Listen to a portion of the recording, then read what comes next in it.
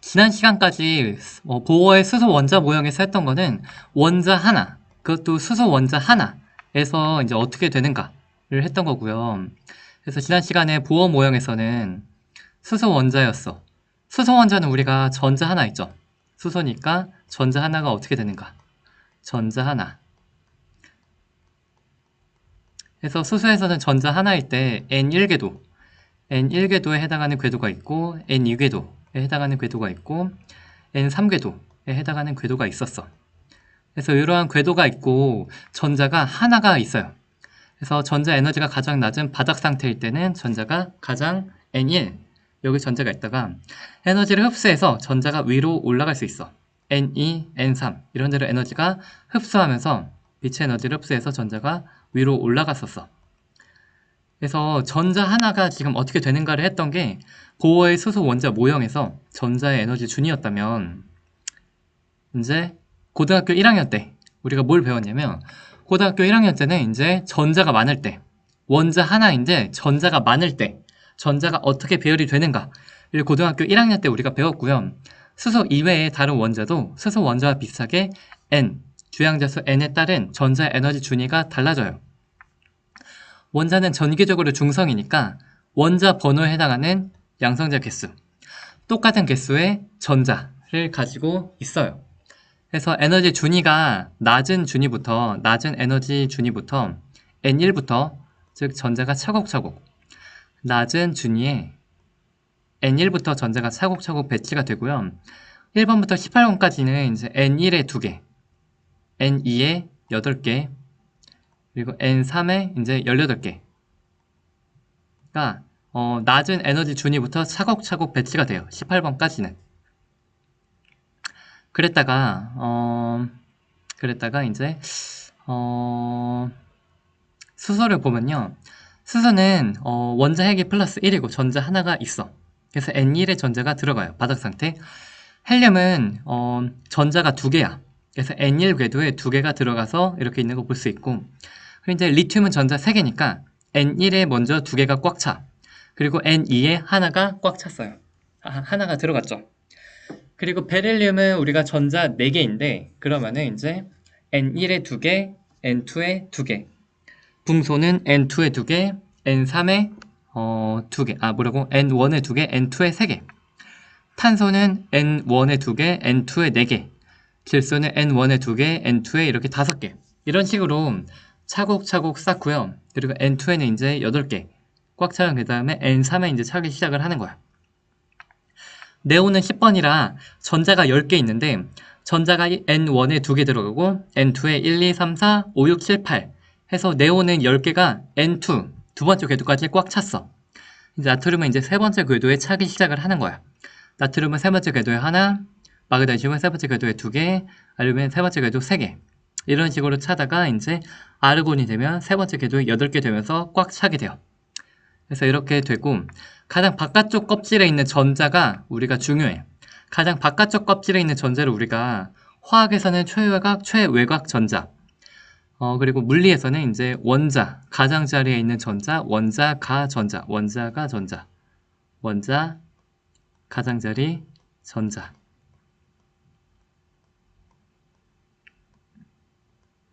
이 원자가 전자가 우리 가장 바깥쪽 껍질에 있는 전자인데 이 가장 바깥쪽의 껍질이 전자가 꽉 차면 좋아요.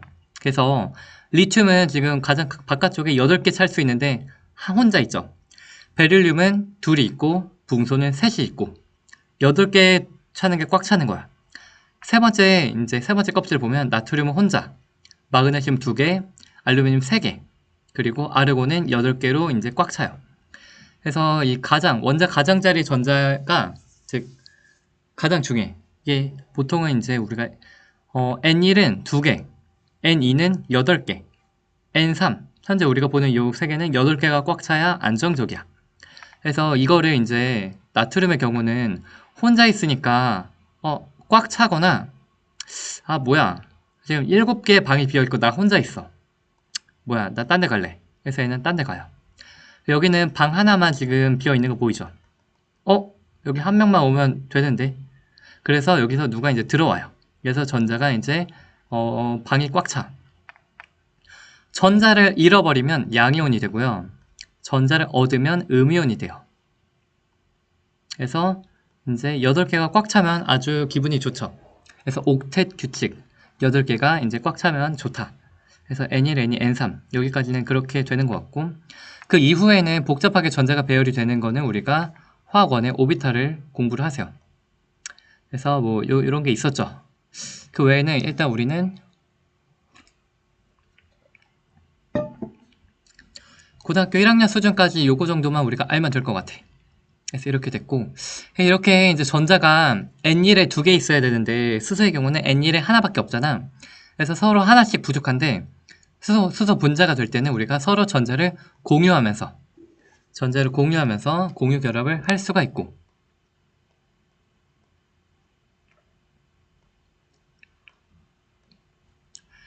해서 이렇게 공유 결합하는 것도 있고, 이온 결합, 금속의 양이온과 비금속의 음이온이 만나서 서로 플러스와 마이너스가 만나가지고 결합하는 이온 결합도 있고, 여기까지가 우리 고등학교 1학년 때 뭘 배웠냐면 전자 많을 때, 원자 하나에서 전자 많을 때를 배운 거야.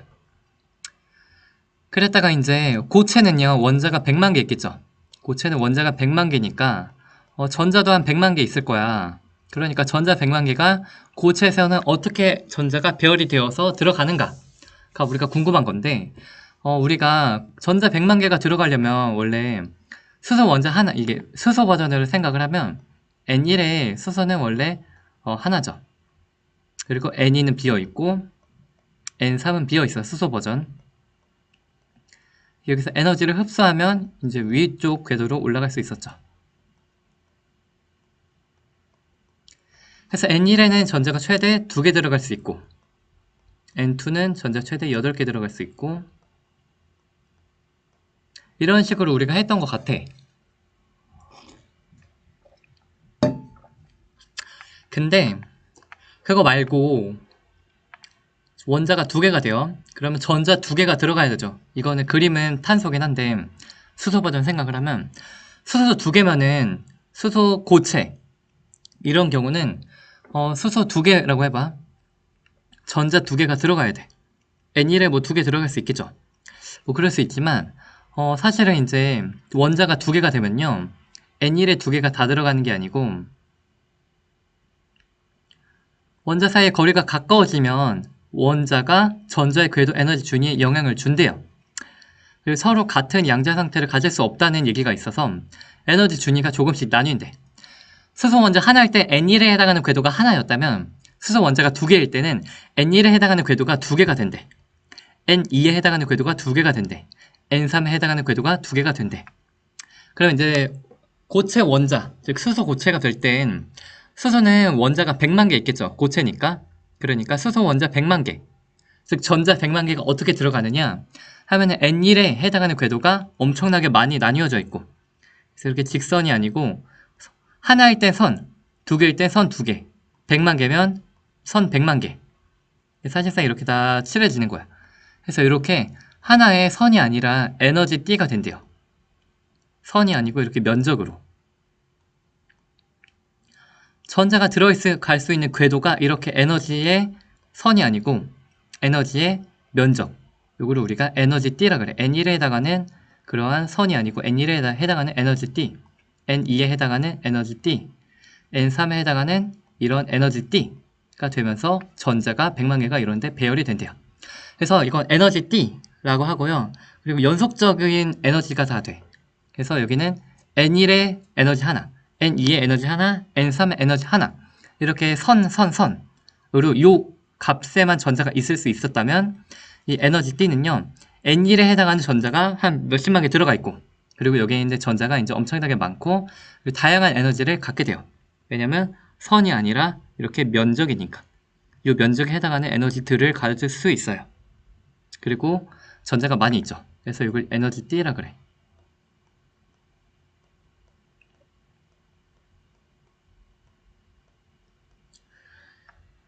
그래서 요거를 보면 이제 고체에서는요, 뭐 N1에 해당하는 뭐 그러한 에너지 T, N2에 해당하는 뭐 에너지 T, 이런 식으로 우리가 전자가 들어갈 수 있는 것이 에너지 준위가 선이 아니고 면적이 돼요. 그래서 전자가 정말 많이 이렇게 들어가 있는 거 볼 수 있어. 전자가 꽉 차 있죠. 그리고 잠깐 수소 버전으로 보면 바닥 상태는 전자 하나가 여기 N1에 있었잖아. 요 가장 바깥쪽 껍질에 전자가 가득 차는 거, 이게 우리가 원자가 전자라 그랬죠. 수소는 이랬고요. 이제 요 탄소 버전을 보면 탄소는 N1에 2개, N2에 4개. 탄소 총 6번이니까 전자 6개. 이렇게 돼서 끝났지. 그러면 이제 요게 에너지 T가 되면 N1에는 꽉 차고 N2에는 한 절반 정도, 한 4개? N2도 꽤 많이 차겠다. 그래서 N2에 해당하는 에너지가 많이 차 있겠죠. 그래서 가장 바깥쪽 껍질에 전자가 있는데요. 그 가장 바깥쪽 껍질에 있는 전자들이 이제 원자가 전자였어.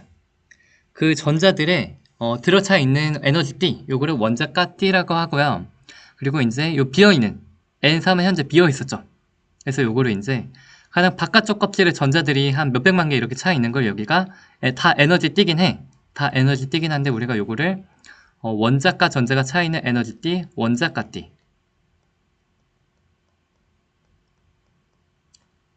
요거보다 한 칸 위에 있는 전자들이 원래는 에너지가 비어있지만 전자가 비어있지만 에너지 흡수해서 전자가 올라갈 수 있는 요 원자가 T 바로 위에를 우리가 에너지 T는 에너지 T인데 전도 T라고 부른대요.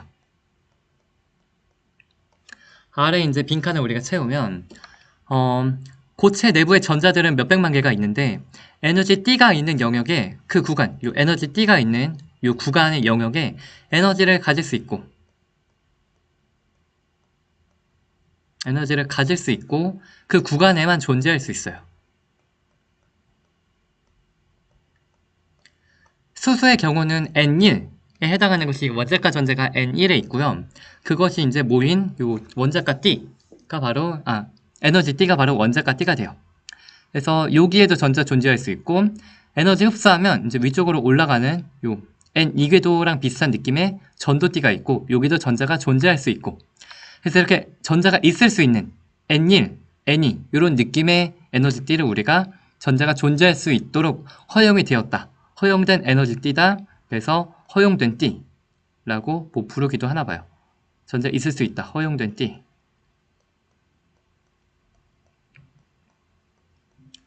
그리고 잠깐 수소 버전은 N1 여기 전자 2개 있을 수 있고 N2에 8개 있을 수 있고 요 궤도에만 전자가 있을 수 있고 그 외에는 전자가 있을 수 없죠. 그래서 요 N1과 N2 사이에는 전자가 있을 수 없어. 비슷하게 고체 버전은 N1에 해당하는 에너지 T가 있고 N2에 해당하는 에너지 T가 있고 그 에너지 T와 에너지 T 사이에 T와 T 사이, T와 T 틈, 요 가운데에는 전자가 있을 수 없어. 에너지 T와 에너지 T 사이, 즉 T 간격, T 틈이라고 불러. T 간격, T 틈. 여기는 허용된 T 가운데, 그 사이의 간격으로요. 전자는 이 가운데의 구간에서는 있을 수 없어요. 존재할 수 없다. 에너지가 마이너스 15에서 마이너스 11.4, 잘못 말했다. 마이너스 11.4, 여기서 여기 구간에 전자 있을 수 없죠. 마이너스 11.4에서 마이너스 8.9, 여기는 전자가 있을 수 없어.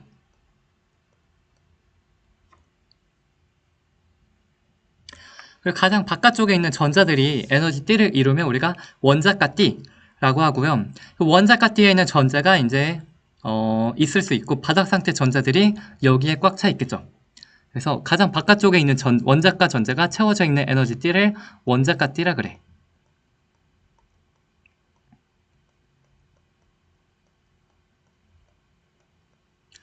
그리고 에너지를 보면 마이너스 15에서 마이너스 11.4까지 마이너스 15에서 마이너스 11.4까지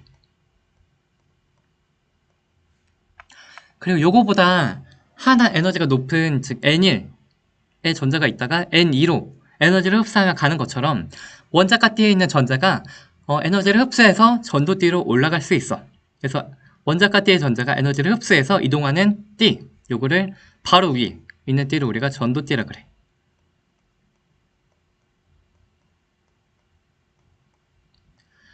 원자가 띠 바로 위에 있고요. 그리고 전도띠에 전자가 있으면 원자 사이를 자유롭게 움직이면서 전기를 잘 흐르게 한대. 즉, 요 전도띠에 해당하는 요 에너지가 여기 마이너스 8.9에서 마이너스 2.2까지.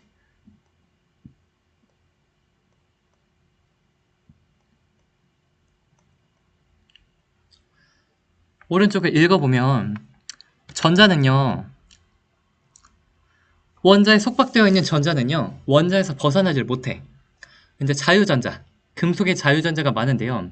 원자 사이를 자유롭게 움직일 수 있는 전자고요. 보통 전도띠에 있는 전자가 좀 잘 움직인대. 열과 전류를 잘 전달을 하니까 자유전자가 많으면 전기가 잘 흘러. 보통 금속, 도체에서 볼 수 있고요. 그리고 절대 영도의 경우는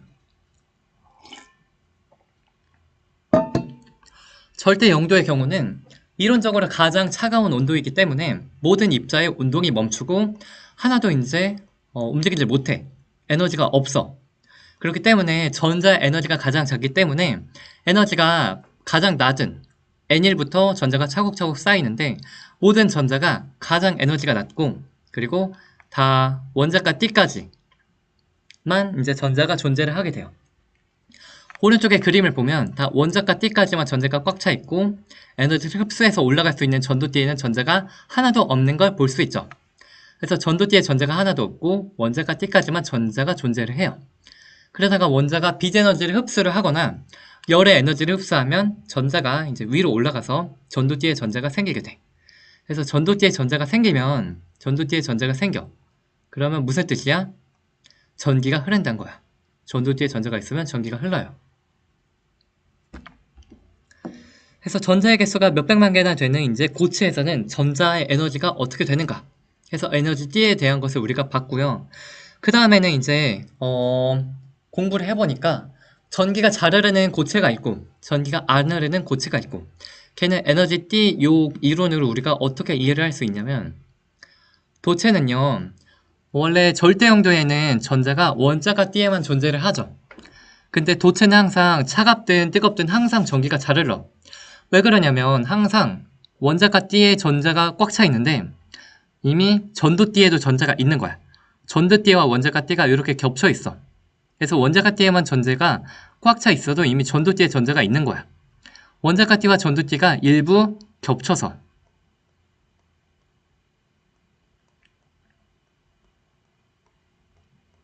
T 간격이 아예 없어.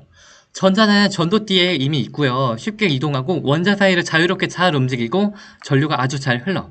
항상 전류가 잘 흘러. 요거를 도체, 즉 금속이요. 금속의 특징이 이래. 그리고 우리가 절연체, 즉 절연체, 부도체 똑같은 말인데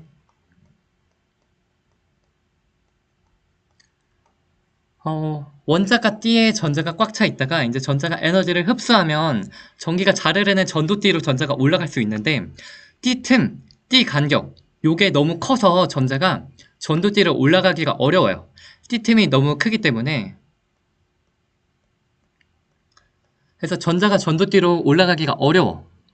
그래서 전기가 얘는 잘 안 흐르는 물질, 너는 절연체, 부도체 똑같은 말이고 반도체는요 얘는 T틈, T 간격이 요게 좁아. 이게 조금만 에너지 흡수하면 올라갈 수 있어. T틈이 작기 때문에 에너지를 조금만 흡수하면 전도띠로 전자가 많이 이동해서 쉽게 전류가 흘러요. 이런 거 볼 수 있고 잠깐 뒷페이지 잠깐 건너뛰고 물질을 잠깐 보면요. 물질마다 이렇게 전기가 흐르지 않는 전기의 흐름을 방해하는 성질 전기가 안 흐르는 성질 이런 게 있어. 그래서 비저항이라고 하고요. 물질마다 정해져 있고요. 물질의 특성이야. 그래서 비저항은요. 누가 가장 작아? 마이너스 8이거든. 저항이 가장 작은 물질은 은, 1등이 은이고 2등이 구리가 저항이 가장 작고 3등이 금이야. 그래서 우리가 보통 구리 도선을 이용해서 금속으로 이제 우리가 회로를 만들어요. 컴퓨터. 그리고 그래서 저항이 엄청 작고요. 우리가 보통 반도체라고 부르는 물질은 게르마늄, 실리콘. 얘네는 금속은 저항이 마이너스야. 저항이 엄청 작아요. 게르마늄, 실리콘 얘는 반도체인데 반도체는 저항이 조금 있죠. 그리고 부도체, 절연체 얘네는 다 얘네 전기 안 흐르는 애들인데 저항이 10에 10, 10에 13, 15 엄청 저항이 크죠. 그래서 금속은 저항이 엄청 작아요. 마이너스 8. 금속 도체 얘는 저항이 엄청 작아요. 마이너스 8. 그리고 반도체, 실리콘, 게르마늄 얘네는 저항이 중간 정도.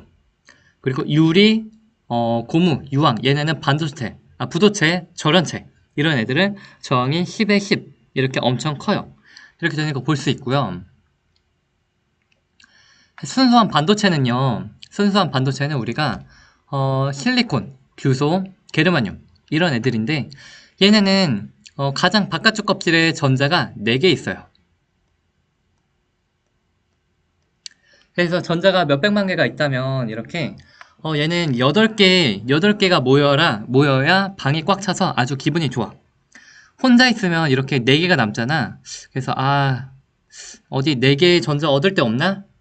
옆에서 뺏어올 수도 있지만 요 규소가 오른쪽, 위, 왼쪽, 아래 이런 식으로 배치를 하면은 각각이 4개씩 남는데 각각 하나, 둘, 셋, 넷 이렇게 되면 일단 여기는 꽉 찼죠. 아래 있는 애가 하나, 둘, 셋, 넷 이렇게 공유하면 아래도 꽉 찼고 왼쪽에 있는 애가 하나, 둘, 셋, 넷 하면은 일단 8개 중에 지금 오른쪽 왼쪽은 이렇고 위에 있는 애는 하나, 둘, 셋, 넷 해서 공유 결합을 하면 이게 몇백만 개가 이렇게 차면은 공유 결합을 이렇게 규칙적으로 하게 되면서 8개의 가장 바깥쪽 껍질에 전자가 꽉 차요. 그럼 안정적으로 결합을 할 수 있겠죠. 그래서 공유 결합을 하면은 이제 원자가 전자 4개인 애들은 자기들끼리 이렇게 예쁘게 공유 결합을 잘 하게 돼요. 그래서 아주 안정적으로 물질이 잘 결합을 했는데 문제는 얘가 전자가 얘가 전기가 그렇게 잘 흐르진 않아. 모든 전자가 공유 결합에 참여를 해서 잘 결합 잘 했는데요. 전기가 그렇게 잘 흐르지 않아. 그래서 반도체는 쉽게 전류가 흐른다 했죠. 근데 금속급은 아니야. 금속급으로 전기가 잘 흐르지 않기 때문에 우리가 컴퓨터에 잘 못 쓰겠죠. 그냥 있으면. 순수한 반도체는 금속급은 아니야. 그래서 전기가 그나마 조금 잘 흐르지만 금속급으로는 전기가 잘 안 흘러서 이걸로는 금속의 부품으로 컴퓨터의 부품으로 쓰긴 좀 그래. 순수한 반도체 말고 이걸 조금 더 전기를 잘 흐르게 하는 것을 우리가 불순물을 섞어야 돼. 순수한 반도체에 불순물을 섞어.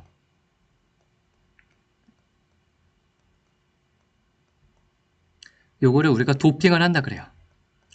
불순물을 섞어서 도핑을 하면 전기가 더 잘 흐를 수 있어. 그래서 지금 요 그림이랑 다르게 N형 반도체는요. N, 네거티브, 즉 마이너스. 그래서 전자가 더 많아. N형 반도체는 그냥 이렇게 실리콘만 있는 것보다 그림을 보면 실리콘만 있는 것보다 전자가 더 많게 전자가 하나 더 많은 인, 비소, 안티모니 이런 거를 넣으면요. 전자가 하나 더 많아. 그래서 이런 애들이 대부분이 아니라 대부분은 실리콘인데 아주 조금만 이렇게 전자가 많은 애를 넣는 거야. 그래서 얘네가 이제 불순물로 조금 도핑해서 넣는 거야. 전자가 많은 애를 불순물로 조금 도핑해서 넣는다.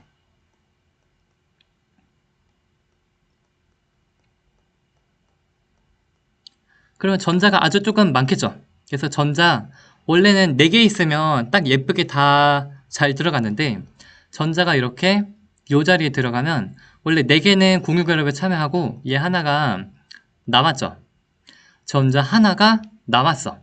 이렇게 남은 여분의 전자는요. 남은 여분의 전자는 얘가 뭐하지? 나 갈 데 없는데 나 심심해 해서 전자가 이렇게 하나가 남았고요. 전자가 남았고요. 얘는 약하게 속박되어서 자유롭게 이동을 한대요. 금속이랑 비슷한 느낌으로 전자가 남아 돌아가지고 얘는 나 좀 여행을 떠나볼까 하면서 자기가 전자가 이동을 하면서 전기를 잘 흐르게 해요. 이런 것을 N형, 네거티브, 전자가 남았고 마이너스 뜨는 물질이 남았고 그래서 N형 반도체. 라고 부르고요. 그리고 이제 P형 반도체는 포지티브, 플러스. P형 반도체는 원자과 전자가 3개. 그래서 얘는 여기 하나가 빈자리죠. 전자가 비어있어. 빈자리. 전자가 비어있는 요 원자과 전자 3개인 붕소를 이렇게 넣으면요. 그럼 얘 여기 지금 비어있죠. 전자 하나 없으니까. 그래서 이런 원자과 전자 3개인 그런 물질을 아주 조금만 불순물로 넣으면요. 불순물로 조금 넣는다. 도핑한다. 불순물로.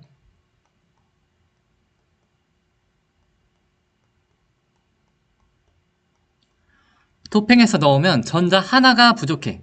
전자 하나가 부족해서 빈자리, 전자가 없는 빈자리인 우리가 양공이라 그래. 빈자리인 공백, 비어있을 공, 양공. 그래서 양은 플러스라는 플러스에 비어있는 공간이 생기게 돼요. 자, 전자가 비어있다. 전자가 비어있죠. 똑같은 뜻이 마이너스가 없는 거야. 마이너스인 전자가 없어. 마이너스인 전자가 빠진 거야. 마이너스가 빠져서 없는 거야. 그럼 똑같은 한글로 뭐냐면 마이너스를 뺐어요. 마이너스 우리가 뭐죠? 플러스죠. 사실상 플러스의 빈 공간, 플러스의 입자.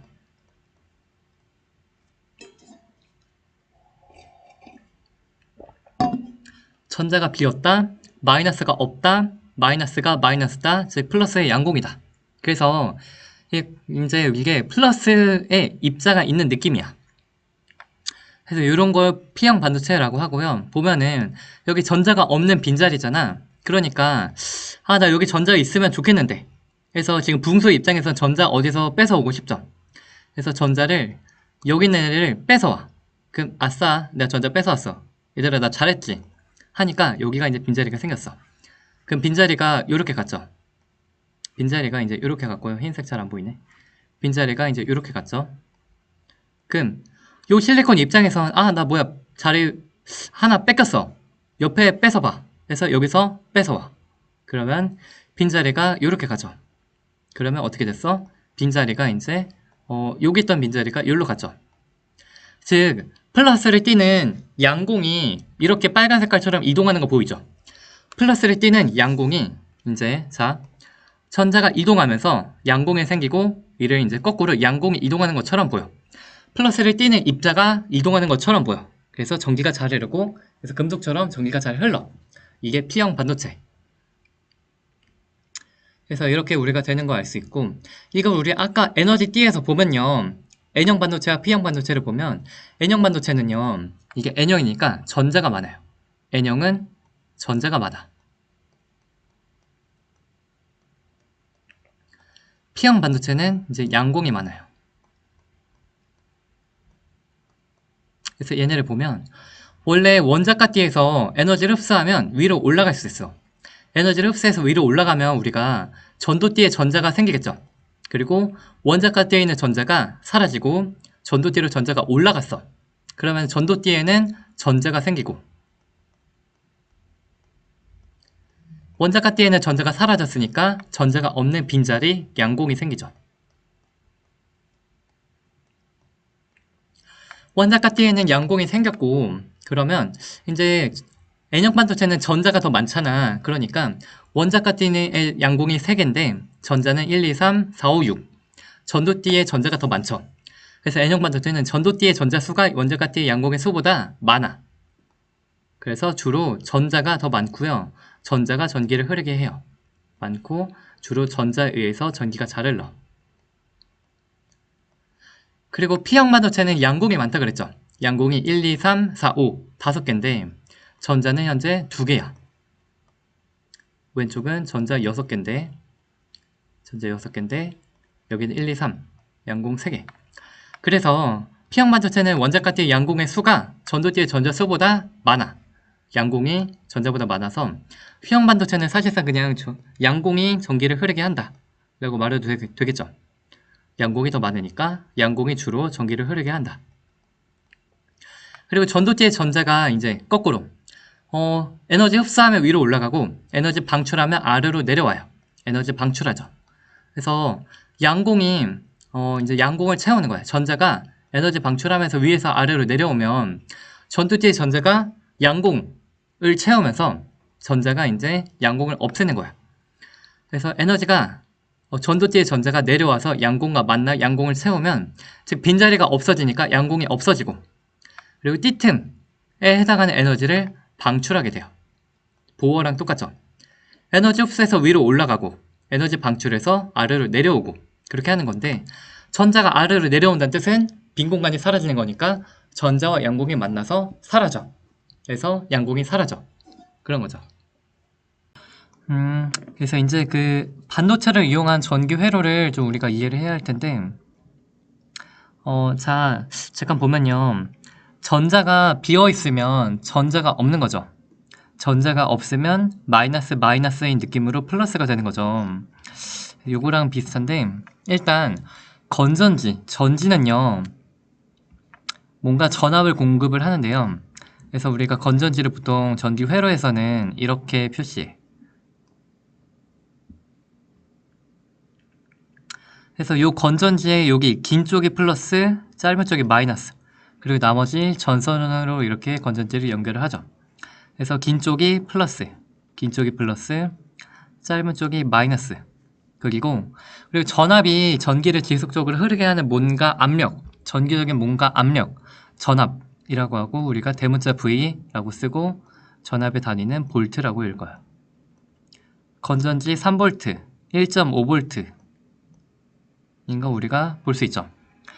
그리고 건전지를 넣으면 전기가 계속 흘러. 그래서 전기를 떼는 물질이 계속 흐르니까 전기의 흐름, 전류, 전하의 지속적인 흐름, 전류라고 하는데 건전지 플러스 극에서 건전지 마이너스 극으로 사람들이 뭔가가 지금 흐른다. 플러스 극에서 나와서 마이너스 극으로 이렇게 뭔가가 이렇게 흐르는 걸로 사람들이 생각을 했어. 그래서 이게 우리가 보통 전류를요 I라고 우리가 표시해. 그래서 전류의 단위는 암페어인데요.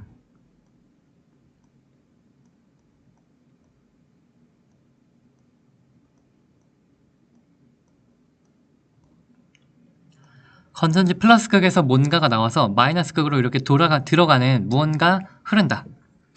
그리고 그래서 여기를 보면 이게 어딨지? 펌프가 물을 위로 올리면 위에서 아래로 물이 떨어져 흐르는 것처럼 그리고 그러면 이제 펌프가 물을 위로 올리죠. 펌프랑 이제 똑같은 역할을 하는 게 건전지가 뭔가 펌프가 물을 위로 올리면 위에서 아래로 물이 저절로 떨어지는 것처럼 전지가 뭔가 전지가 이렇게 일을 해서 전압이 이제 생겨서 물이 흐르는 것처럼 전류가 이렇게 흐른다. 그리고 이제 그 과정에서 물레방아가 돌아가죠. 그래서 물이 떨어지면서 물레방아를 돌리는 것처럼 건전지에 의해서 전류가 흐르고 그 과정에서 뭐 전구가 켜지거나 뭐 반도체가 뭐 다이오드가 켜지거나 뭐 그러고요. 그래서 물질이 물의 흐름을 방해하는 얘가 물레방아가 있는 것처럼 전기의 흐름을 방해하는 그러한 것이 좀 있어. 그래서 전자기기는 전기의 흐름을 방해하는 정도인 저항이 있고요. 저항의 단위는 우리가 이렇게 쓰고 옴이라고 읽어. 옴이라고 읽고요. 건전지의 플러스 극에서 이렇게 마이너스 극으로 뭔가가 가는 줄 알았거든. 그래서 자, 비슷한 얘기. 전류는요. 우리가 처음에 플러스의 전기를 띠는 물질이 있는 줄 알았어. 플러스의 물질이 오른쪽으로 가는 줄 알았어요. 그래서 전류가 오른쪽으로 흐르는구나 라고 알았는데 이제 잠깐만 전자는요 실제로 전기를 띠는 물질은 전자죠.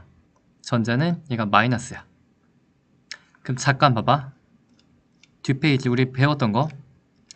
자, 전자가 비었어. 그럼 양공이라 그랬죠. 전자가 빈 건 양공인데 마이너스가 빠진 거야. 마이너스가 빠진 거니까 마이너스에 마이너스, 그래서 뭐 플러스 요런 느낌. 전자가 없다, 전자가 빠졌다, 플러스다 이런 느낌. 똑같은 얘기를 할게. 그래서 원래는 전류가 흐르는 게 플러스의 물질이 띄는 게 오른쪽으로 가기 때문에 전류가 흐르는 줄 알았어. 근데 실제로는 전자가 물질의 전기를 흐르게 해요. 그래서 전도띠에 전자가 있으면 전기가 잘 흐른다 그랬죠.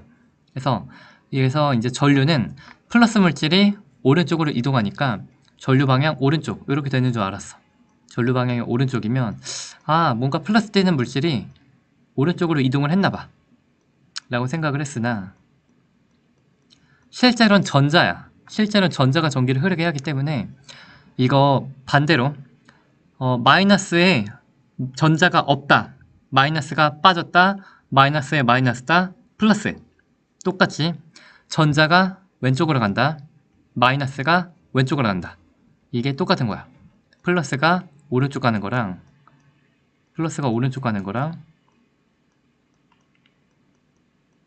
이거랑 거꾸로 마이너스가 왼쪽이랑 똑같은 거야. 그래서 전류의 방향이 오른쪽인데요.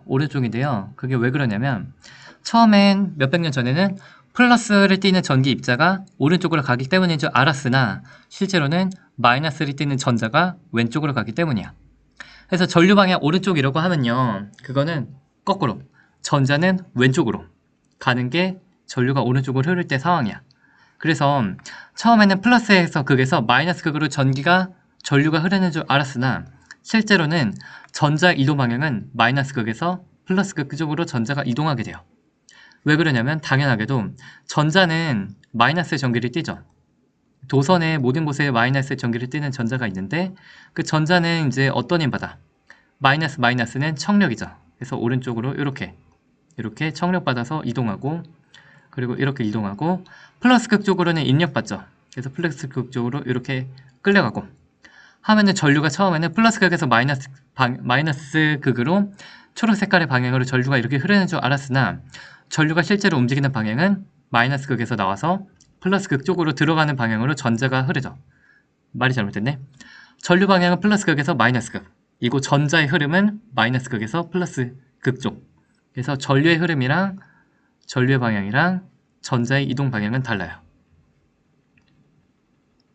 그래서 이렇게 되는 거고 그래서 이제 생각을 하면요. 펌프가 물을 높이 올리면 물의 높이 차이에서 물이 아래로 떨어지면서 물의 흐름이 생기는 것처럼 건전지가 전압을 주면 전기가 이제 흐르게 된다. 그리고 이때 사람들이 알아낸 게 ohm의 법칙이 성립하는 걸 중학교 때 배웠죠. V는 IR. 그래서 보면 물의 높이 차가 크면 같은 물레방아여도 더 물의 흐름이 빠른 것처럼 전압이 크면 같은 저항이어도 전류가 잘 흘러요. 그리고 물레방아가 빡빡하고 잘 안 돌아가면 즉 저항이 크면 전류는 작겠죠. 그래서 V는 IR이라는 우리가 공식을 중학교 때 배운 것 같아. 그래서 이제 생각을 해보면 저항이 크면 이게 잘 안 돌아가니까 물의 흐름이 느리겠지. 저항이 크면 전류가 작고 저항이 작으면 전류가 크고 이렇게 되는 거 우리가 알 수 있을 것 같아. 그래서 일단 전기 회로의 기본적인 설명을 좀 했어. 그리고 물질이요. 물이 이렇게 흐르는 게 물레방아의 형태에 따라 다른 것처럼 실제로는 그 물레방아 형태에 따라서 물의 흐름이 다른 것처럼 실제로는 전기 회로, 전자제품의 형태에 따라서 해서 저항이 달라요. 물질의 저항은 어떤 물질을 쓰는가? 이것은 도체, 반도체, 부도체 등 구성물질이 뭔가 그리고 어떤 형태인가? 온도가 어떤가? 그런 거에 따라서 우리가 물질의 저항이 다 달라져. 그래서 우리가 먼저 보면은 어떤 물질은 전기가 정말 잘 흐르고요. 어떤 물질은 전기가 정말 안 흘러. 물질의 특성이 있어. 그거를 우리가 비저항이라고 해요. 오른쪽에 잠깐 읽었죠? 물질마다 스스로 전기가 얼마나 잘 흐르는지 얼마나 안 흐르는지 비저항이라는 게 이미 있어. 그래서 비저항이 마이너스 8로 가장 작은 곳은 은이 저항이 가장 작아. 구리가 그 다음, 금이 그 다음. 그리고 저항이 점점 커지다가 이제 유리, 얘네는 다 절연체, 부도체, 유리, 고무, 유황 이런 애들은 다 엄청 저항이 크죠. 그래서 어떤 물질로 만드느냐에 따라 저항이 다르고요. 그래서 비저항이 이제 공식에 들어가고, 그리고 우리가 물질을 만들 때 형태를 자, 우리가 어릴 때 이런데 기억하는 거 생각을 해봐요. 잠깐만, 이 사진을 수업 시간에 보여줘야겠다. 그래서 이렇게 생긴 이런 데를 우리가 사람이 이렇게 걸어서 지나가는 거나, 아니면은 조금 더 좁은 데를 이렇게 지나가는 거나, 아니면은 좀 더 긴 데를 지나가는 거다.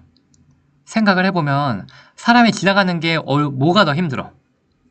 사람은 이 면적, 우리가 지나가는 통로의 면적이 클수록 편하죠. 면적이 클수록 저항이 작아. 면적이 좁을수록 저항이 커. 그래서 면적이 똑같아. 면적이 크면 저항이 작아요. 면적이 크면 저항이 작아요. 요게 면적이야. 그리고 이제 길이. 그래서 물질의 길이가 길면요. 여기는 요 길이는 수그리고 오래 지나가야 되니까 허리가 아프고 힘들어. 근데 여기는 길이가 짧으니까 나쁘지 않아. 그래서 같은 거여도 길면 우리가 지나가기 힘들어요. 그래서 길이가 이렇게 비례돼 있어. 길이가 길면 저항이 크다. 면적이 크면 저항이 작다. 그래서 공식이 면적분의 길이고요. 그리고 물질의 특성, 어떤 물질인가. 그래서 비저항이 곱해져. 공식을 외워야 돼. 물질의 저항은 비저항이 클수록 크고요. 길이가 길수록 크고요. 뭐라고요? 길이가 길수록 크고요. 단면적이 좁을수록 그리고 저항이 커져요. 그래서 외워야 되고요. 그래서 내가 이제 금속인 물질을 썼어. 금속인 물질을 썼더니 어떤 물질은 저항이 커, 어떤 물질은 저항이 작아. 그래서 저항이 크면 전기가 잘 안 흘러. 저항이 작으면 전류가 잘 흘러. 해서 우리가 중학교 때랑 이런 걸 가지고 우리가 회로의 기본적인 내용을 중학교 때 공부를 했던 것 같아. 그랬니? 그랬고요. 나머지 그냥 읽어볼게요. 그래서 비저항과 전기전도도는 물질의 특성이야. 그래서 비저항은 이제 물질의 저항을 얼마나 나타내는가를 나타내는 거고, 전기전도도는 이제 거꾸로 전기가 얼마나 잘 흐르는가. 그래서 이게 둘이 한글 뜻이 반대죠. 한글 뜻이 반대이기 때문에 얘네가 값이 서로 정반대야. 그래서 저항이 가장 작은 건 은, 구리, 금이고, 이거 전기전도도는 얼마나 전기가 잘 흐르는가 는 거기 때문에 가장 숫자가 큰 거는 은, 구리, 금 순으로 이제 전기전도도가 커요. 전기전도도가 크다, 즉 전기가 잘 흐른다. 똑같은 말은 비저항이 작다, 전기가 잘 흐른다. 그래서 은, 구리, 금 순서로 비저항이 작았고, 전기전도도가 은, 구리, 금 순서로 가장 크고. 그래서 똑같은 말이야. 그리고 이제 여기는 읽을 건데요. 우리가 부도체랑 반도체는 이거 기억나니? 부도체랑 반도체는 잠깐 여기를 보면요. 부도체랑 반도체는 얘네 둘은 원자가 띠에 전자가 차 있다가 에너지를 흡수하면 위로 올라갈 수 있죠. 그래서 위로 올라가면 전도띠에 전기가 생기면 이제 여기서는 이제 전류가 잘 흐르는 거야. 그래서 에너지를 흡수하면 전도띠에 전자가 생기면 전기가 잘 흐를 수 있어. 그래서 온도가 올라갈수록 전자가 열 에너지를 얻어서 전도띠로 전이를 할 수 있게 되고, 온도가 올라갈수록 즉 전도띠에 전자가 많아지니까, 자유롭게 움직일 수 있는 전자가 많아지니까 전기가 잘 흐른다, 즉 비저항이 감소한다. 똑같은 구리여도 구리는 도체죠. 똑같은 실리콘이어도 온도가 뜨거운 실리콘은 더 전류가 잘 흘러요. 그래서 보면은 이게 비저항인데, 이게 실리콘은 점점 저항이 작아지죠. 온도가 올라갈수록. 부도체도 그렇고. 그래서 부도체는 여기 10의 8승 이렇지만 온도가 올라가면 나름 좀 비저항이 작아지죠. 실리콘은 나름 비저항이 여기 어디 써있어. 비저항이 실리콘 한 230 뭐 이쯤이었는데, 230 뭐 한 이쯤이었는데 이쯤인가? 그러는데 나름 이렇게 떨어진다. 그래서 온도가 올라갈수록 점점 이제 저항이 마이너스까지 가는 거 볼 수 있어. 그래서 약간 온도가 올라가고 하니까 거의 금속이랑 비슷하게 전기가 좀 잘 흐르네요. 거꾸로 부도체랑 반도체는 그런데요. 도체는 원래 전기가 잘 흐르잖아. 원래 전도띠에 전자가 있으니까 항상 전도띠에 전자가 많으니까 원래 전기가 잘 흘러. 읽고 넘어갈게.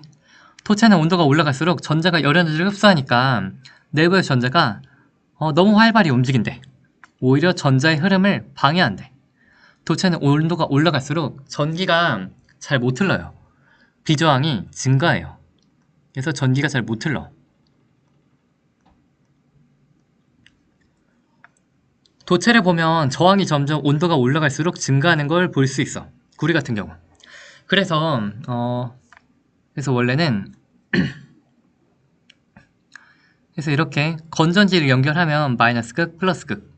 건전지 연결하면 전자가 청력받아서 오른쪽으로 가고, 그리고 플러스 극 쪽으로는 인력받아서 이렇게 오른쪽으로 이제 전자가 계속 오는데, 원자핵이랑 이게 부딪히면은 저항이 있는 거죠.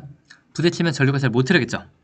그래서 얘네가 이제 너무 열 에너지가 크면, 너무 이렇게 막 진동을 많이 하면 많이 부딪혀서, 그래서 오히려 전류가 잘 못 흐른대. 그렇군. 중학교 때 이런 걸 잠깐 했어. 그래서 물체를 직렬 연결하면 저항이 길어지는 효과로 저항이 증가하고, 물체를 병렬 연결하면 저항을 병렬 연결하면 저항의 면적이 넓어지는 효과로 저항이 감소한다. 중학교 때 배운 거 기억나니?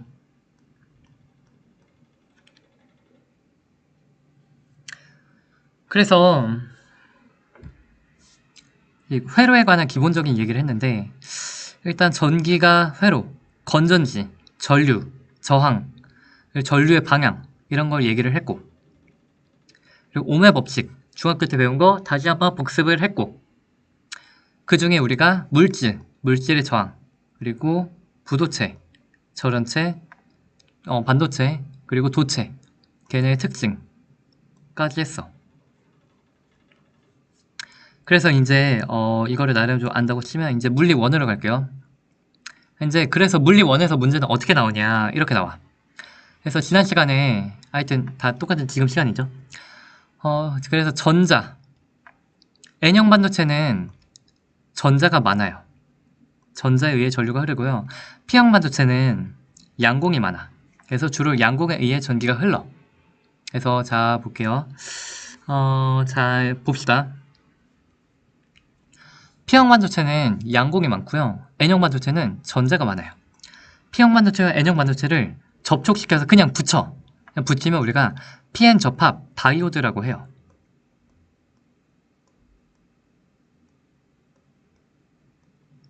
그래서 우리가 P형 반도체랑 N형 반도체를 그냥 붙이는데요. 잠깐 다시 보면 그래서 N형 반도체는 전도띠에 전자가 이렇게 많고, P형 반도체는 빈 공간인 양공이 많고, 그쵸? 그 위에 있는 전자가 아래로 떨어지면 그러면 에너지가 방출되겠죠. 빛으로 에너지를 방출하겠죠. 전도띠에 에너지 많은 전자가 아래쪽에 원자가 띠로 떨어지면, 빈 공간을 채우면서 떨어지면, 그러면은 이제 에너지가 방출돼. 그러면 양공이랑 전자가 만나면 그럼 에너지가 나오는 거야. 그래서 양공이랑 전자가 만나면 에너지가 나오는 거야. 이 두 개를 그냥 붙이면요, 이 위에 있는 애가 이렇게 떨어질 수 있겠죠. 얘가 여기로 가고, 얘가 뭐 여기로 가고, 뭐 이런 느낌으로 아래로 떨어질 수 있겠죠. P형 반도체와 N형 반도체를 접촉을 시키면 접합면, 여기가 접합면이야. 둘이 이렇게 만나서 접합돼서 붙은 면, 여기를 접합면이라고 하고요. 여기 써있죠. 접합면. 이 접합면에서 전자와 양공이 만난대. 그래서 전자와 양공이 만나서 빈 자리로 이제 전자가 들어가는 거야. 전자와 양공이 만나면 이제 무슨 뜻이야? 위에 있던 전자가 아래인 양공으로 내려와서 위에서 아래로 떨어지는 거야. 그러면 에너지를 방출해요.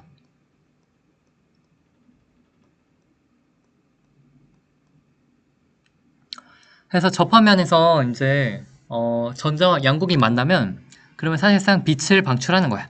빛을 방출하고요. 다이오드에 이제 전기를 잘 작동을 시키려면 우리가 아주 잘 하려면은 이제 양공이랑 전자가 계속 만나게 하면요. 계속 만나면서 서로가 이제 에너지를 방출하면서 빛이 계속 나와요. 그래서 제대로 잘 해야 되는데 일단 볼게. 순방향으로 제대로 연결을 하면요. 전기가 잘 흘러요. 그리고 잘못된 방향, 역방향으로 다이오드를 꽂으면요. 전기가 안 흘러. 그래서 PN접합 다이오드는요. 내가 잘 꽂아야 돼. 전기가 잘 흐르게 내가 꽂아야 되고, 그래서 전기를 제대로 꽂으면 작동해서 전기 잘 흐르고, 잘못 꽂으면 역방향으로 잘못 꽂으면 작동 안 해서 전기 안 흐르고. 그래서 내가 원하는 방향으로만 전기를 흐르게 할 수 있는 전류의 방향을 정한다. 전류를 정한다. 정류 작용을 할 수 있어. 전류 방향을 내가 정할 수 있다. 정류 작용이라고 해요. 그래서 보면요. 이해할 수 있어. 그래서 일단 우리 P형 반도체는 플러스의 양공이 있다 그랬죠. P형 반도체는 플러스의 양공이 많아. P형 반도체는 플러스의 양공이 많고요.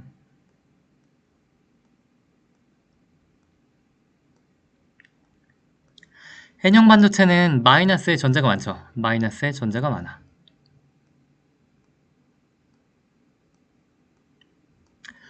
그리고 이렇게 서로가 만날 수 있게 힘을 줘야 돼. 전도띠의 전자가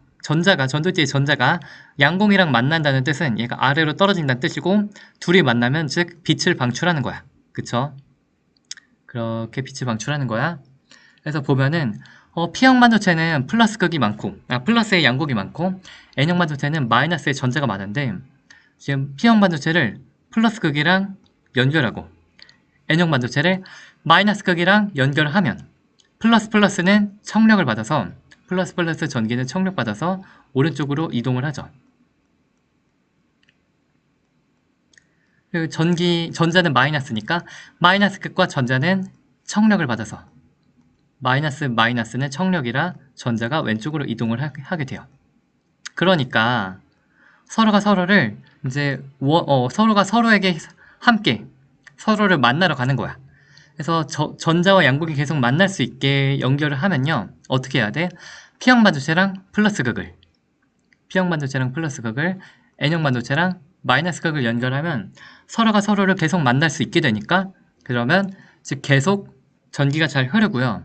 전기가 잘 흐르고 빛이 계속 나와요. 거꾸로 역방향 반대로 플러스 극이 있고 플러스 극에는 이제 플러스 극은 플러스 극이고 P형 반도체는 양공이 이렇게 많아요.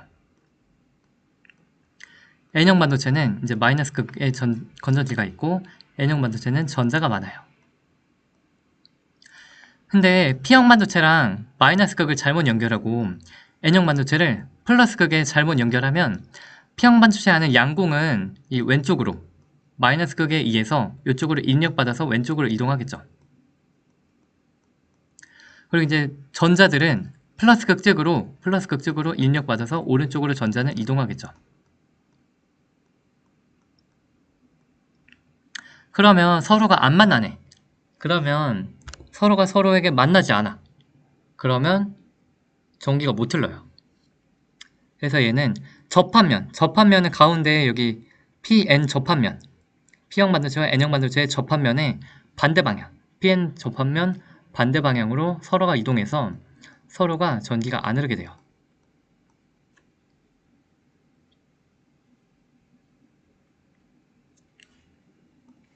전류 못 흐름. 그리고 이제 순방향은 서로가 서로 만날 수 있게 해줘야 그래서 여기 위쪽에서 아래쪽으로 이렇게 떨어지면 빈자리를 채우면서 전자가 에너지를 방출하면서 이렇게 빛이 나오게 돼요. 그렇게 된 다이오드를 발광 다이오드, 라이트, 에미션, 다이오드, 라이트를 방출하는 다이오드라는 LED야. LED는 전구야. 그래서 전도띠와 원자가띠 사이의 에너지의 띠틈이 다르고요.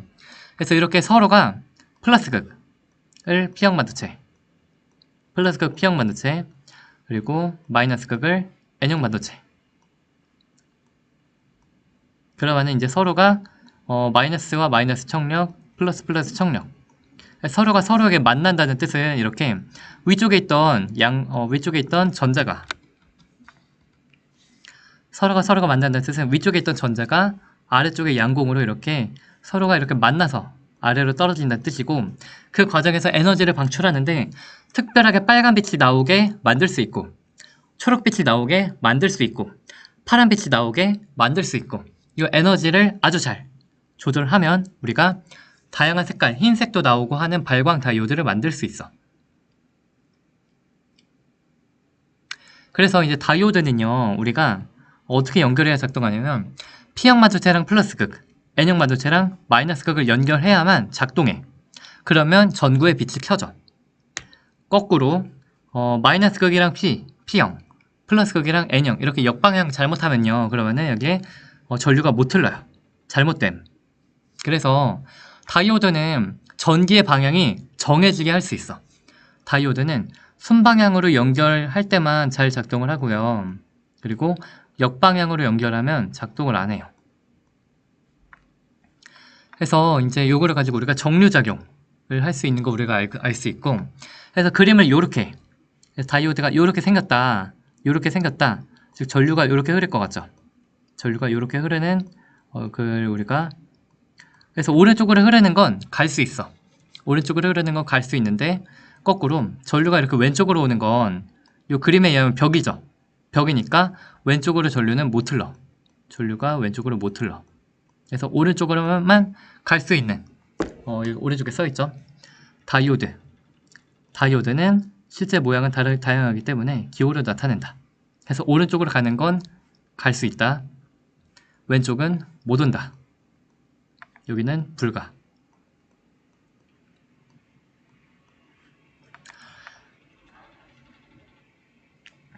해서 역방향으로 연결하면 이제 전기가 흐르지 않아요. 근데 집에는요, 우리 가정용, 즉 학교, 모든 곳에는 콘센트에는 전기가 210V인데 교류전압이야. 무슨 뜻이냐면 교류전압은 이런 식으로 전압이 계속 변해요. 즉 전압이 플러스란 뜻은 여기가 이제 전류가 오른쪽 가고, 여기서 전류는 왼쪽이고, 전류가 오른쪽 가고, 전류가 여기 왼쪽이고, 이런 식으로 가정용 전압은요, 오른쪽 왼쪽으로 전류 방향이 계속 바뀌어. 그래서 전류 방향이 계속 바뀌는데요, 그러면은 교류 회로에서 전류의 방향을 일정하게 해야 우리가 작동을 할 거 아니야. 이게 오른쪽 왼쪽으로 하면은 전류가 오른쪽으로 흐를 때만 지금 전구의 빛이 들어오고, 왼쪽으로 흐를 때는 전류의 빛이 안 들어오면, 전구의 빛이 안 들어오면 우리가 전등을 어떻게 켜겠어. 그러니까 일정한 방향으로 전자제품이 작동하게 하려면 전류의 방향을 일정하게 해야 돼. 그래서 이거를 우리가 전자제품을 일정하게 전기 흐름을 작동하게 해야 돼요. 그래서 정류작용을 해야 되는데 전류 방향을 일정하게 한다.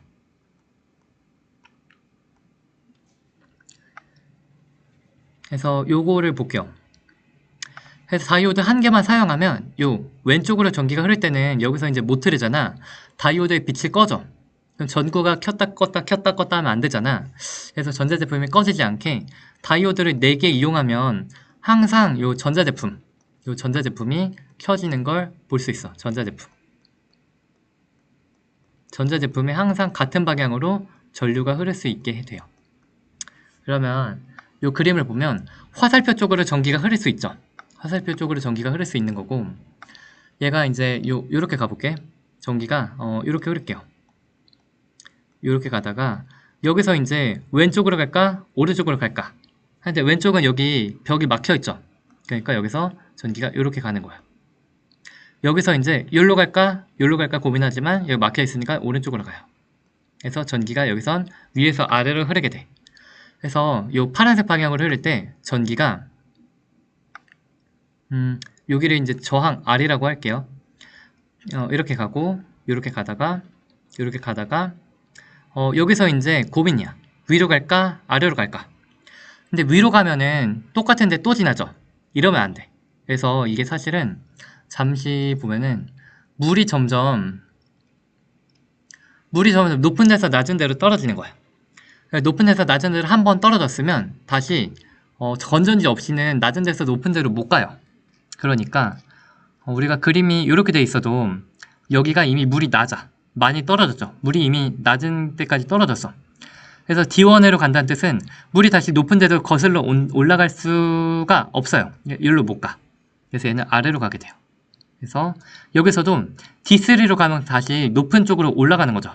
글로 못 가. 그래서 전류가 이렇게 흐르게 돼요. 그래서 파란 색깔 루트로 전기가 흐르게 되고 D2 저항 그리고 D4 방향으로 전기가 흐르게 돼요. D2 저항 그리고 D4 해서 저항에는 전류가 아래 방향으로 흐르게 되죠. 이제 만약에 이제 빨간 색깔로 이제 전류가 아래쪽으로 이제 흐르는 반대 방향. 교류 전압은 전류가 플러스 마이너스로 전압이 바뀌고, 즉 전류가 오른쪽 왼쪽 또는 위아래로 전류 방향이 계속 바뀌는 거니까 처음 위로 갈 때 한번 했었고, 전류 아래 갈 때를 보면 이렇게 가다가 전류가 이제 여기서 고민을 하죠. 오른쪽 왼쪽 중에 어디를 갈까? 하면 왼쪽은 여기 벽에 막혀 있고 오른쪽으로 가고, 여기도 벽에 막혀 있으니까 오른쪽으로 가고, 그래서 이렇게 저항은 아래쪽으로, 그래서 D3를 갔다가 저항해서 아래쪽으로 간 다음에 여기서 다시 이렇게 가면은 여기서 위로 갈까? 아래로 갈까? 근데 아래로 가면 이미 한 번 지났던 길을 또 가는 거니까 안 돼. 그래서 위로 가게 돼요. 그래서 이런 식으로 전기가 흘러. D2를 지나는 것도 이제 안 되죠. 또 똑같은 길로 가는 거니까. 그래서 전기가 아래로 출발하면 D3, 저항, 그리고 D1.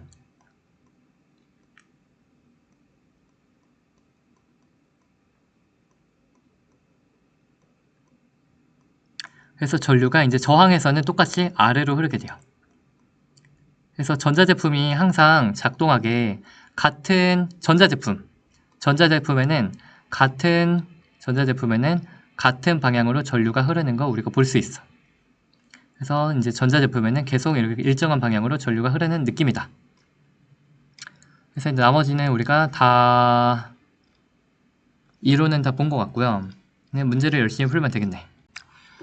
그래서 그 수업 시간에 했던 모든 글자 하나하나를 다 외우면 되는데요. 자, 그 도체는요, 원자가 띠랑 전도띠가 겹쳐 있어. 이게 겹쳐 있는 얘가 바로 B가 도체야. 그리고 B가 도체고, 그리고 보면은 띠틈이 있는, 요 도체랑 절연체 중에 띠틈이 있는 게 절연체겠죠. 그래서 얘가 절연체. 그래서 A는, 여기다 쓰자. A는 절연체다.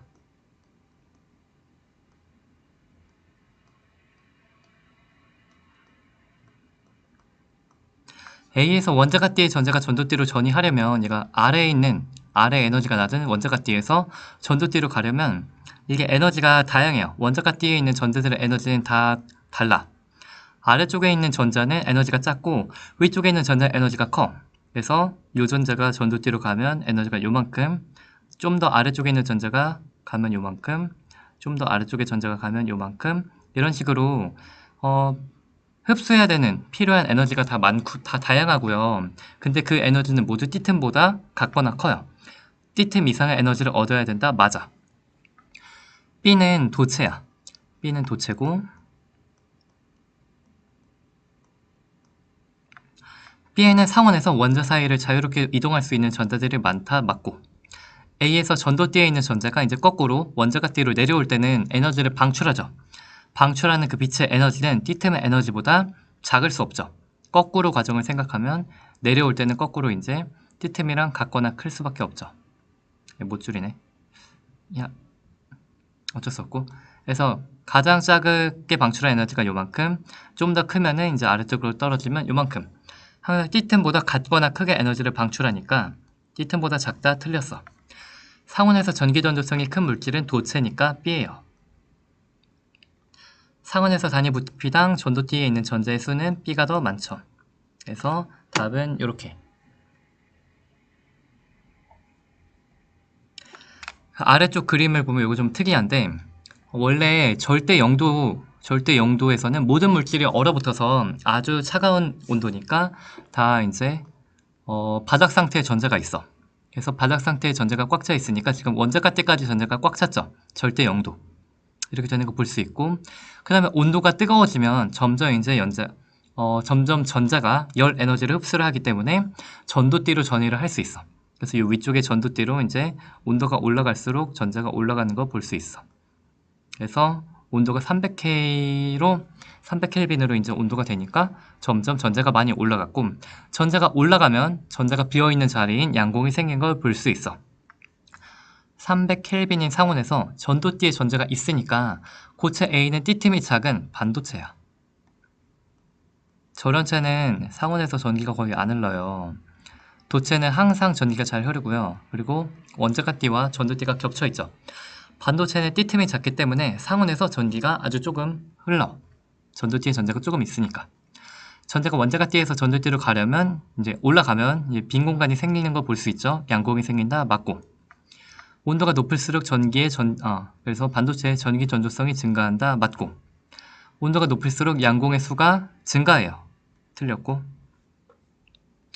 요것도 이제 모든 글자 하나하나를 다 외우면 너희가 풀 수 있는데, 글자 하나하나를 외우거나 뭐 그림을 보거나, 게르마늄과 비소를 첨가한 반도체 A와 게르마늄과 인듐을 첨가한 반도체 B가 있구나. 얘네를 해서 다이오드를 만들었구나. 그렇구나. 보면 요 그림 보면 우리가 알아야 되는데, 지금 게르마늄은 지금 원자가 전자 4개라서 잘 결합이 되지만, 얘 뭐라고? 비소를 추가하니까 여기 전자 하나 남았죠. 전자 하나 남았죠. 아, 전자가 남았으니까 너는 N형 반도체구나. A는 N형 반도체인 거 우리가 알 수 있고, B는 여기 양공 그림이 좋죠. 양공이 있네. B는 양공이 있으니까 너는 P형 반도체구나. 우리가 알 수 있고. 그래서 A는 N형 반도체니까 기억 틀렸어. B에서는 P형 반도체니까 양공이 전류를 흐르게 한다. 맞아. X, 이제 요 오른쪽 봐야 되죠.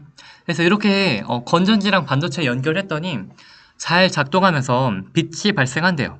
빛이 왜 발생하냐면 전도띠에 있던 전자가 아래쪽에 있는 양공이랑 이제 양공으로 떨어지면서 양공의 빈자리를 채우면서 전자가 양공으로 만나고 양공을 빈자리 채우니까 전자가 아래로 내려오면서 에너지 방출하는데 그게 빛이야.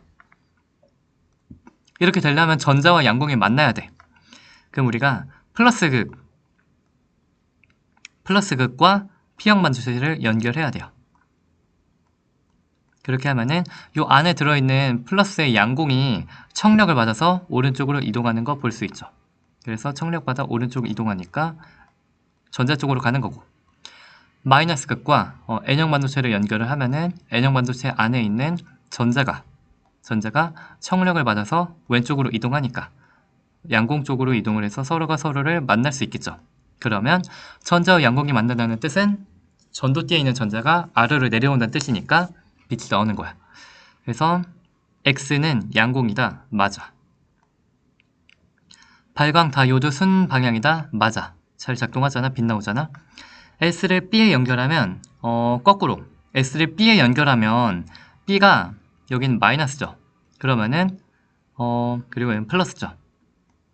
그러면 플러스랑 전자는 인력을 받으니까 전자가 Y는 오른쪽으로 가겠죠. Y는 오른쪽으로 가요. Y는 접하면 반대 방향으로 가요. 틀렸어. B에서 인듐은요, 원자가 전자 몇 개일 것 같아? 얘 그림 보면 양공이 있죠. 즉 원자가 전자가 3개야. 틀렸어. 양공이 있다는 뜻은 전자가 하나 부족하다는 거고, 그러면은 원자가 전자가 4개가 아니라 하나 부족한 3개라는 뜻이야. 원자가 전자는 게르마늄은 몇 개일까? 실리콘, 게르마늄은 4개예요. 비소는 몇 개일까? 눈 뜨고 보면 비소는 전자 하나 많죠? 넌 5개야. 그럼 어떻게 돼? 게르마늄과 비소를 비교하면 원자가 전자는 게르마늄보다 비소가 많다? 맞아. 띠틈이 큰 다이오드를 연결하면 빛의 에너지는요, 이런 공식이 있어요. 파장분의 플라그 상수 곱하기 빛의 속도. 빛의 에너지가 띠틈이 크니까 빛의 에너지가 크면요, 그러면 진동수가 크고, 그러면 파장이 작아요. 나오는 빛이. 파장이 작은 빛이 나와. 틀렸어? 답은 X. 그래서 이렇게 다 외웠다면 이런 기본적인 개념을 풀 수 있고, 여기 있는 것 중에 몇 가지가 이제 우리가 회로로 나오는, 이제 뒤에 연서 문제로 나오는 걸 볼 수 있어요.